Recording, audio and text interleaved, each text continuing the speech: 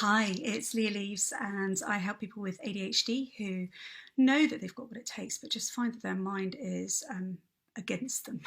I help you to get your mind on your side so that it's working with you, not against you, so that you can do whatever it is that you want to do.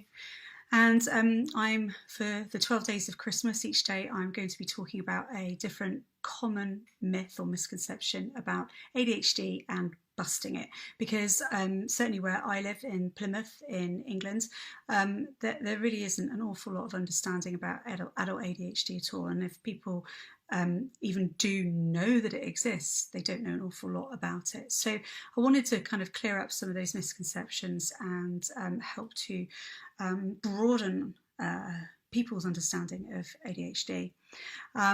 So today is myth number 7, and this myth is that ADHD people can't focus.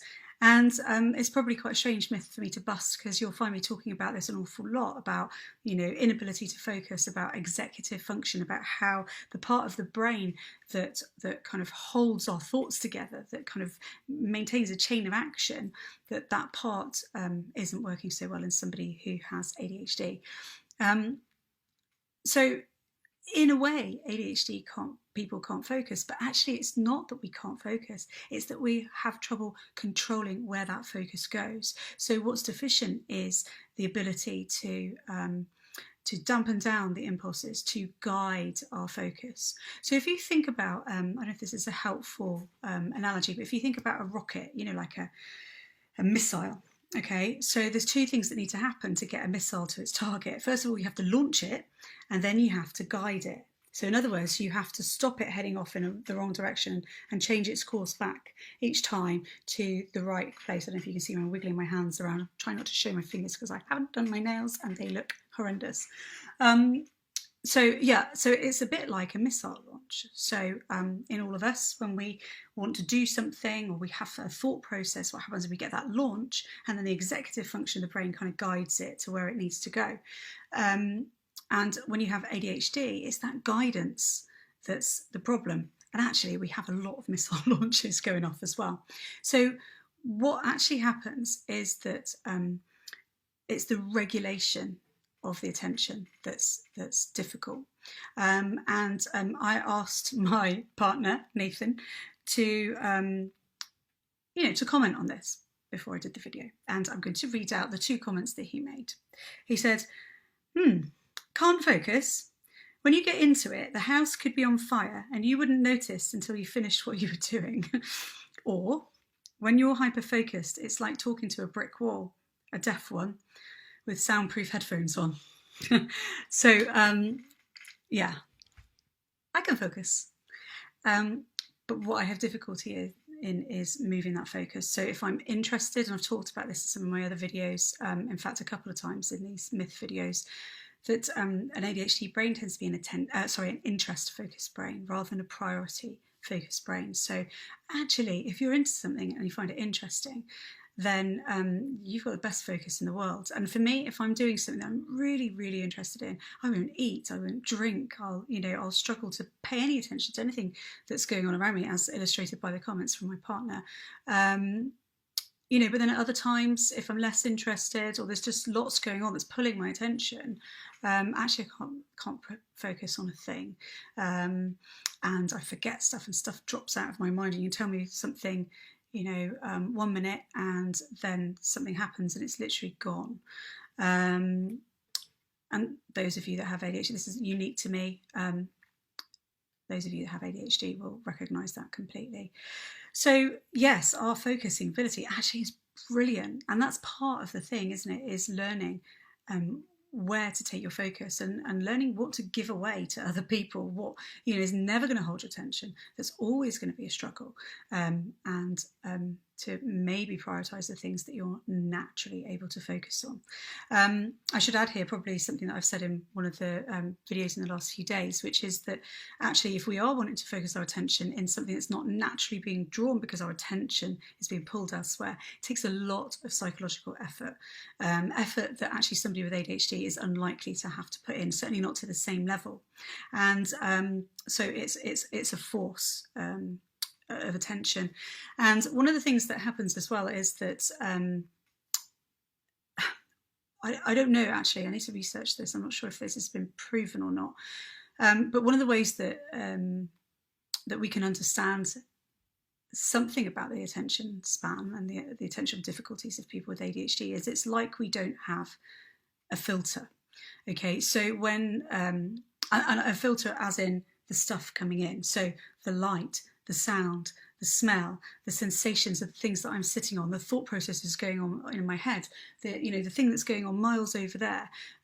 Actually, unless I'm in that kind of hyper-focused state, which I can't pick and choose, it just happens or doesn't, then actually I have to create a lot of kind of heft.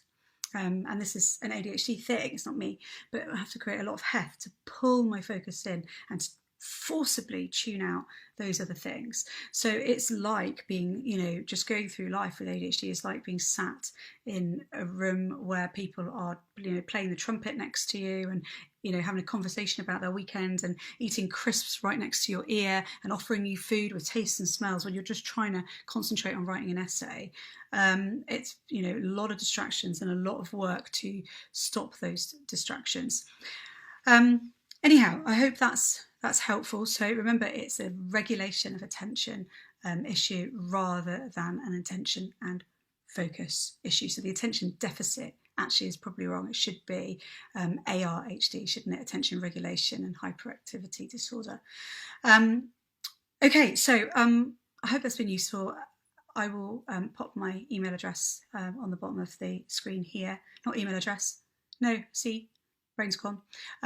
Website address, so that if you want to get in touch, you're very welcome to do so. And also, if you don't know already, I am running a competition between now and the 6th of January 2020, where you can win a session with me, an assessment consultation. And this is the foundation of working with me for anything really, almost anything. Stopping smoking is slightly different, but anything else. Assessment consultation is the place that we start because it's an opportunity for us to meet, probably virtually on a video call, unless you happen to be local to my clinic in Plymouth in England. And what we'll do is I'll find out from you what it is that you want to achieve, what it is that you're particularly struggling with, and other little bits of information that help me to get a clinical picture of what's going on for you, but more importantly, to help me understand, firstly, whether I can help, and secondly, to make a decision on how best to help you. And so if I do think I can help, I will explain to you what I think the best course of action will be, including how many sessions I feel that you might need and what we'll be intending to do in those sessions, but also more importantly, probably, if you're anything like me, why? Because I feel it's important to understand the reasoning as to why we're doing what we're doing, and doing it the way that we're doing it. If we get to the end of this session and once you've got all the information that you need, if you don't feel that working with me is right for you for whatever reason, doesn't matter, and you don't have to tell me why, or if I think that I can't help you or I can't work with you for some reason, then if you're not lucky enough to have won your assessment consultation on the competition, then I just realised my lipsticks, I've pushed it down by rubbing my lips together. How embarrassing. So if you haven't got the session for free through winning it, then actually what will happen is that I will give you that session for free anyway. So if you haven't wanted to go on and go on to a series of sessions working with me, or a session working with me, depending what we decide, then you get that session for free. No questions asked, full refund of any money that you've paid. So there's nothing stopping you. So get on over to Instagram, join in the competition, and hopefully win an assessment consultation with me. But if you can't wait, or you don't win and you want to look afterwards, then dive onto my website, leaves.com, and you'll see an easy book now button right at the top where you can go straight into my diary and book a consultation with me. So I hope you're having a great day. The video has been useful to you, and I will see you tomorrow for myth number 8. See you tomorrow. Bye.